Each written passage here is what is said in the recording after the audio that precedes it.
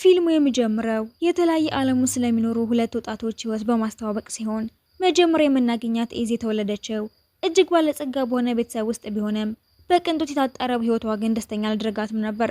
እናቷ ልጇን ከመጠን በላይ ለመጠበቅ በምትሞክርበትና የኤዚን ህይወት እያንዳንዱን ውሳኔ ለመወሰን በምትሞክርበት ጊዜም በዛ ግዙፍ ቤት ውስጥ ብቸኝነት ያሰቃያታል። እሷም ምግብ አብሳይ ሰራተኞቿ ጋር መቀራረብ ትጀምራለች። ሰው ስለሌላትም ጓደኞቿ የሆኗትና ለምግብ ዝግጅት ፍቅር ቢኖራትም በትምህርቷ ግን ደካማ ትሆናለች። እናቷ ለዚህ ውድቀትም ሰራተኞቹን ተጠያቂ በማድረግ ሁሉንም በማባረር ተቀጣትና ኢዚ ብቸኛ ጓደኞቿን ስታጣ ትከፋለች። በሌላ በኩል ደግሞ ኦሲ የተባለ ልጅ ከእናትና ከአያቱ ጋር በጣም ድሃ በሆነ አካባቢ እያደገ እናየዋለን። አያቱ በስርቆት ታስሮም ህይወቱ የበለጠ ቢከብድበትም በግርግር በተሞላው ትምህርት ቤት ውስጥ ደግሞ ራሱን ለመከላከል ቦክስ ማሰልጠን በመጀመር ለራሱም የተሻለ ወደፊት ህይወት ለመፍጠር ተጋ ነበር። አመታት አልፈው ሁለቱም ከሁለተኛ ደረጃ ትምህርት ቤት ሲመረቁ ኢዚ የዩኒቨርሲቲ መግቢያ ፈተናዋን በተደጋጋሚ ብትወድቅም ህልሟ ኒውዮርክ ወደሚገኘው የምግብ ማብሰያ ኮሌጅ መሄድ ስለሆነ ግድ አልሰጣትም ነበር። ቢሆንም ግን ፈታ ብላ ወደ አስተማሪዋ ስትሄድም ወላጆቹ አስተማሪዎቿን በማስፈራራት ውጤቷን አስቀይረው እንድታልፍ እንዳደረጓት አይታ ትነዳለች። ምክንያቱም ቤተሰቦቿ ለሷ የወደፊት ህይወት ሳይሆን ለራሳቸው የቤተሰብ ስም ነበር እንደዛ የሚያረጉት። ኢዚ እናትና አባቷን አግኝታቸውን በንዴት እኔ ዩኒቨርሲቲ መግባት አልፈልግም፣ ህልሜ ኒውዮርክ ሄጄ ምግብ ማብሰል መማር ብቻ ነው ብትልም እናቷ ግን የትምህርት ቤቱን ክፍያ አልከፍልም በማለት ውድቅ ታደርግባታለች። በሌላ በኩል ደግሞ እሱ እናቱ የ14,000 ዩሮ ዕዳ እንዳለባት አውቆ ይነድድና ወደ ፕሮፌሽናል ቦክስ ሊግም ለመግባት እድል አግኝቶም ይሄዳል። እዛ ግን አሰልጣኙ ይህ ትልቅ ግጥሚያ እንዲካሄድ 8,000 ዩሮ ቅድሚያ መክፈል ይኖርብሃል ሲለው ኦሲ ምንም አይነት ገንዘብ ስለሌለው ይጨነቃል።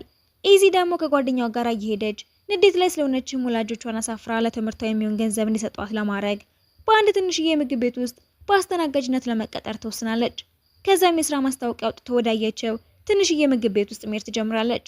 እንደ አጋጣሚ ሞሲ እዛ ምግብ ቤት ከጓደኛው ከጆኒ ጋር ቁጭ ብሎ ብር በጣም ስለሚያስፈልገው ከጓደኛው ጋር ይመካከራል።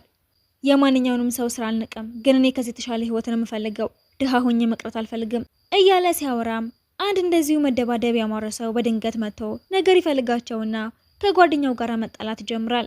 ኦሲም ያንን ነገረኛ ሰው በአንድ ቦክስ መሬት ላይ ዘረሮ ራሱ እንዲስት ያደርገዋል።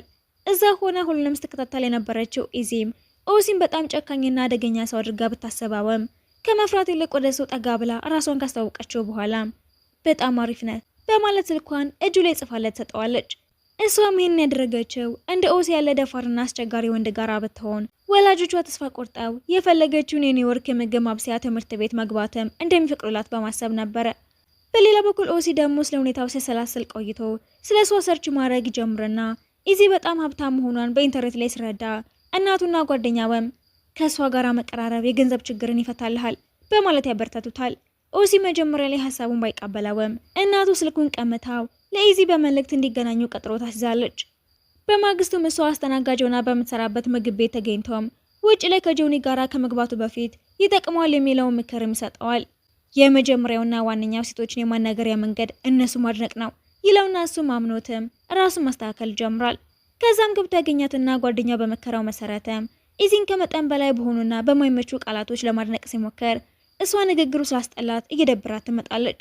በዛው ሰዓትም የእሷ ወላጆች ደርሰው ሀብታም ልጃቸው እዛ በአስተናጋጅነት መስራቷን እያዩ መናደድ ይጀምራሉ። አባቷ ደግሞ ኦሲን ሲያየው ምንም ሳያፈር ይህ ድሃ ደግሞ ማን ነው በማለት ሲሰድበው ኦሲ በንቀቱ ተበሳጭቶ ጥሏቸው በሄደም እሷም የወላጆቿ ጭቅጭቅና ቁጥጥር ስለመረራ ተከተላ ሄዳ መኪና ውስጥ ትገባለች። በዛው ቀን ሞሲ ከእስር ቤት የሚፈታውን አያቱን ለመቀበል እየሄደ ስለነበረ ወደዛው ይደርሱና ተቀብለውት ሲመለሱ አያቱ የሚያገኘውንና የሚያነድደውን ሰው ሁሉ የተሳደበና የዛተ ሲሄድ ስታይ እሷ የበለጠ ብትደነግጠም እሱ ግን እሷ ዝም ብላ በመከተሏ ተበሳጭቶ ወደ እሷ ጋር ይዞርና መጀመሪያውኑ ወደ አንቺ የመጣሁት ለገንዘብሽ ብዬ ነው፣ ከእንግዲህ ላገኝሽ አልፈልግም በማለት እውነቱን ያፈነደዋል። ቢሆንም ግን የዚህ ተስፋ ሳትቆርጥ እንዳይገኛ ተቀጥረውና ሲያወሩ ሞሲ የቦክስ ህይወቱን ለመቀጠልና የእናቱን ምዳ ለመክፈል ገንዘብ እንደሚያስፈልገው ስትረዳ ደስ ብሏት የሚያስፈልግህን ገንዘብ ስጥሃለሁ፣ ነገር ግን በወላጆቼ ፊት እንደ ጨካኝና አደገኛ ሰው በመሆን የውሸት ፍቅረኛ ለመሆን ከተስማማህ ብቻ ነው የሚል ጥያቄ ያቀርባለት። እሱም እያመነታም ቢሆን ለብሩ ሲል ይስማማል። በማግስቱም በትልቅ ኤግዚቢሽን ላይ ኦሲ ከጓደኛውና ከአያቱ ጋራ እንደ ፍቅረኛው ለማስመሰል ይሄዳል። እዛም የተሰጠውን ድርሻ በሚገባ በመወጣት በዝግጅቱ ላይ ከባድ ትርምስ በመፍጠር ዱርዬ መስሎ መታየት ይጀምራል።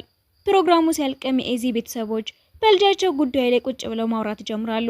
አባቷም አሁን እድሜዋ ስለሆነ ነው እንደዚህ የምታረገው ብሎ ልጁን ቢረዳትም እናቷ ግን አይቻልም፣ በፍጹም እንደዚህ እንድታረግ አልፈቅድም ብላ ትከራከራለች። ምክንያቱ ግን የኤዚ እናት ልጇ እሷ በአንድ ወቅት ያሳለፈችውን አስቸጋሪ ህይወት እንዳትደግመው በመስጋት ነበር። በማግስቱም ኦሲ አያቱ በድጋሚ ሌላ ችግር ውስጥ መግባቱን ስለሰማ እሷን ይዘው ወደዚያው ሲሄድም አያቱ የነበረው በወጣቶች በተሞላ የጭፈራ ድግስ ላይ ስለነበረ በእሱ እድሜ ልክ ሳይሆን በጣም ወጣት እንደሆነ ሁሉ በነፃነት ይዝናና ነበር። ኦሲም አያቱ የራፕ የቃላት ፊልሚያ ውስጥ መሳተፉን ሲረዳ መጀመሪያ ላይ ራሱ እንዳያዋርደው በመስጋት ሊያስቆመው ቢሞክርም የቃላት ፊልሚያው ተጀምሮ አያቱ ግን እጅግ አስደናቂ የሆነ የራፕ ችሎታውን ሲያሳየም ታዳሚ በአድናቆት መጮህ ይጀምራል። ያ ቀንም ለሷ ከምታውቀው ዓለም የተለየና ህይወት በሀብታሞች ዓለም በተለየ በማታውቃቸው አዳዲስ ነገሮች እንደተሞላ ታስባለች። ከዛ ግን ኦሲ ቃል የገባሽልኝን ገንዘብ በጣም ያስፈልገኛል ብሎ ሲያስታውሳት እሷም አዎ ግን አሁን ላይ ገንዘቡ ልሰጥ አልችልም፣ ምክንያቱም ወላጆቼ የባንክ አካውንቴን አዘግተውብኛል ትለውና እቅዳቸው እንዲሳካና ወላጆቿም ተስፋ ቆርጠው ገንዘቡ እንዲላቁላት ኦሲ የበለጠ ጠንካራ ያለ ድርሻ መውጣት እንዳለበት ይረዳሉ። እዛው ላይ አንድ ሀሳብ መቶላቸው በኤዚ አባት ፊት በጣም ለተቀራረቡና ፍቅረኛሞች እንደሆኑ ለማስመሰል ይወስናሉ። ብዙም ሳይቆይ አባቷ ባሉበት ይህንን እብደት ተግባራዊ ያደርጉታል። የኤዚ አባት ሁኔታውን ሳየው እንደ እብድ እያደረገው ምንድነው እያደረግሽ ያለሽው? በቃ ይሄ ነው ምርጫሽ? ንዴቱ ከአቅሙ በላይ ሆኖ ሊመታት ሲልም በመሃል ገብቶ እንዳይመታት ይከላከላል። እሷም ከዛሬ ጀምሮ ምርጫዬ ከኦዚ ጋር መኖር ነው ብላ በድፍረት ትናገራለች። ኦዚ በሰማው ነገርም ይደነግጣል። ኢዚ ይህ እኮ የሁላችን አካል አልነበረም ብሎ ቢናገራትም ወደ ኋላ መመለስ እንደማይቻል ይገባዋል። እሱም ወደ ቤት ይወስዳታል። እዛም የኦዚን እናት ክላውዲያ ለመጀመሪያ ጊዜ ታገኛታለች። ክላውዲያ ግን ከሀብታም ቤተሰብ የመጣችውን ኢዚን በደግነት አልተቀበለቻትም። ኢዚ ምን ልታደርግ ነው የመጣችው? የእኛ ህይወት ለሷ ጨዋታ ነው እንዴ ብላ በጥርጣሬ ትጠይቃታለች። ኢዚ ግን ተስፋ አልቆረጠችም። የምግብ ዝግጅት እንደምትወድ ስለሚያውቅም ኦዚ ያሏትን ጥቂት ግብዓቶችን ሰጥቶ ምግብ እንድትሰራ ይጋብዛታል። ምግብ ስታዘጋጅ ኦዚ ከእናቱና ከአያቱ ጋር ሲላፋና ሲሳሳቅ ታየዋለች። ድሃ ቢሆኑም ቤታቸው እንዴት ሙቀት አለው ብላ ለራሷ ታስባለች። ምግቡ ተዘጋጅቶ ሲቀርብ ሁሉም ይገረማሉ። አያቱን ባድናቆት ኢዚ ይሄ በጣም የሚጣፍጥ ምግብ ነው፣ ክላውዲያም ቢሆን መጥፎ አይደለም በማለት ፈገግታ ታሳያለች። ቀናቶች ያልፋሉ። ኦዚ ወደ ቦክስ ልምምዱ ኢዚን ይዟት መሄድ ይጀምራል። አንድ ቀን ግን ክላውዲያ ልምምዱን አቋርጣ መታም ኦዚ እኔ ሌላ ጉዳይ ስላለብኝ ወደ ነዳጅ ማደያው ሄደ ተረኛውን መተካት አለብህ። እሷም ለምንድነው ለህልም ትኩረት የማትሰጠው? ያን ግዳይ ስራ ለምን አታቆመውም ብላ ትጠይቀዋለች። እሱ ግን ህልም ለሀብታሞች ብቻ ነው፣ እኛ ካልሰራን የሚበላ ነገር አይኖረንም ብሎ ይመልስላታል። ከስራ ሲመለስ ግን አያቱ ለቀረጻ የሚሆን ስፖንሰር ማግኘቱን ይነግረዋል። በዛ ምሽት ሁሉም ደስ ብሏቸው ያከብሩና ኦዚ ፍቅሩን ይገልጽላታል። ቢወዳትም ግን በውስጡ እኛ የተለያየ ዓለም ሰዎች ነን። ያ ምሽት ግንኙነታቸውን የበለጠ ቢያጠነክረውም ኢዚ በመጠጡ ብዛት ታመማለች። ኦዚ በጥንቃቄ ሲንከባከባት አድሮ በማግስቱ ጠዋት ወላጆቿ መጥተው ጥብቅ ቅድመ ሁኔታ ያቀርቡላታል። ታዋቂ የምግብ ማብሰያ ኮሌጅ እንልክሻለን፣ ነገር ግን ከኦዚ ጋር መለየት አለብሽ። ተስማማና እሱንም ትሰናበተዋለች። እሱም በናፍቆት ቢሰቃየም ለራሱ ክብር ሲል ሊተዋት ይወስናል። በመካከላቸው ያለውን ግንኙነት ለአንዴና ለመጨረሻ ጊዜ ለማጥፋት ሆን ብሎም ይኸው ገንዘብሽ፣ አንቺ እኮ ሀብታም ልጅ ነሽ፣ ደስታ ምን እንደሆነ እንኳን አታውቂውም። እንግዲህ ገንዘብ ስለሰጣሁና ስለረዳሁ እኔ መጥፎ ሰው ሆናለሁ ማለት ነው። እሷን ማራቅ የሚችልበት ብቸኛው መንገድ ይሄ እንደሆነ በማሰቡ ውስጥ ባልሆነው ነገር ራሱን እያስገደደ መጥፎ ቃላቶችን ይናገራታል። እነሱ ሳያውቁ የኢዚ ወላጆች በድብቅ ያዳምጣሉ። ኢዚ ይህን ስታውቅም ንዴቷ ገንፍሎ ይወጣል። ወላጆቿን በተለይም ደግሞ እናቷን ትጋፈጣታለች። ልክ እናቷ ለኢዚ ሀብታም አባት በወደቀችበት ጊዜ እንዳደረገችው ሁሉ ሀብታም ያልሆነን ሰው መውደድ ስህተት መሆኑን ትጠይቃታለች። እናቷ ከታዋቂ ቤተሰብ የመጣች ለመምሰል ስትል የቤተሰብ ስሟን እንደቀየረችው እውነቱን ትናገራለች። ከጥቂት ቆይታ በኋላም ንዴቷ ቀስ በቀስ ይጠፋል። እናቷ ወደ እሷ ቀርባም ህይወቷ ለረጅም ጊዜ ስትቆጣጠረውና ደስተኛ እንዳትሆን ስታደርግ ስለነበረ በመጨረሻ ይቅርታ ጠይቃታለች። በዛም ሰዓት ደስታ የሚመጣው ከሀብታም ወይም ከድሃ መሆን ጋራ ምንም አይነት ግንኙነት እንደሌለው እንደውም የራስን መንገድ መምረጥ መሆኑን ትረዳለች። ያንን በመረዳት በመጨረሻም ለኢዚ ነፃነቷን ትሰጣታለች። በመቀጠል ኢዚ ስልኳን ስትፈትሽ ከካሚላ በመጣ መልእክት ትደነግጣለች። አንድ ሰው ኢዚ ጠጥታ ያለ የተቀረጸ ቪዲዮ በኢንተርኔት ላይ ለቆታል። ይህን ቪዲዮ የለቀቀው ኦዚ መሆኑን ስታወቅም በመካከላቸው የቀረው ግንኙነት ሙሉ በሙሉ ለማጥፋት በማሰብ በድጋሚ ግድ የለሽ ድርጊት ይፈጽማል። ኢዚ ዝም ለማለት ስላልፈለገች የኦዚን የቦክስ ውድድር አዘጋጆችን በማነጋገር የአጸፋ እርምጃን ትወስዳለች። በገንዘቧ ተጠቅማ የቦክስ ውድድሩ እንዲሰረዝ ታደርገዋለች። በነጋታው ለግኛት ሲሄድም ውድድሩ እንዲቀጥል ገንዘቧ እንድታነሳ ቢጠይቃትም ከመታረቅ ይልቅ ግን ግንኙነታቸው ወደ ሌላ ረጅም ጭቅጭቅ ይቀየራል። ኦዚ በቁጣም ያደረግሽው ነገር ተገቢ አይደለም፣ ህልሜ ልታጠፊው ነው። እሷም መልሳ አንተስ ያደረከው ነገር ቀላል ነው፣ ቪዲዮ ለቀ ልታወርደኝ አልነበረም በዚህ መሃል ኦዚ ከጓደኛው ስልክ ተደውሎለት አያቱ በድጋሚ ችግር እየፈጠረ እንደሆነ ይነግረዋል። ይህ ከሆነ አያቱ ወደ እስር ቤት ሊመለስ እንደሚችል ይገባዋል። ለመሄድ እሷን እርዳታ ለመጠየቅም ይገደዳል። አያቴ አደጋ ላይ ነው፣ እባክሽ መኪናሽን አበድሪኝ ብሎ ይለምናታል። እሷም ለመርዳት ትስማማለች። መኪናዋን ይዛ አብረው በመሄድም አያቱን ለመፈለግ ይነሳሉ። አያቱ ችግር ወደሚፈጥርበት ቦታ ሲደርሱ ነገሩ ገና አልተባባሰም ነበር። እሱም ወዲያው መሃል ገብቶ ማንንም ሳይጎዳ አያቱን ለማስቆም ይሳካለታል። ከዛም ካፌ ውስጥ ሆነው እሱ ያሳለፈውን ድርጊቱን መለስ ብሎ ያስበዋል። ከዛ በፊትም ለኢዚ ላሳያት መጥፎ ባህሪ ይቅርታ ይጠይቃታል። ኢዚ ይቅርታ አድርጊልኝ፣ እነዚያ መጥፎ ቃላቶች የተናገርኩት ለራሴ ታማኝ መሆን ስላቃተኝ ነው። እውነታው ግን ሁሌም እወድሻለሁ ብሎ እውነታውን ይናገራል። እውነተኛ ስሜቱን ስትረዳም እሷም እንደምትወደው ልትገልጽለት ብትሞክርም እሱ ግን ለሱ የሚመጠን እንዳልሆነ በማመኑ ይርቃታል።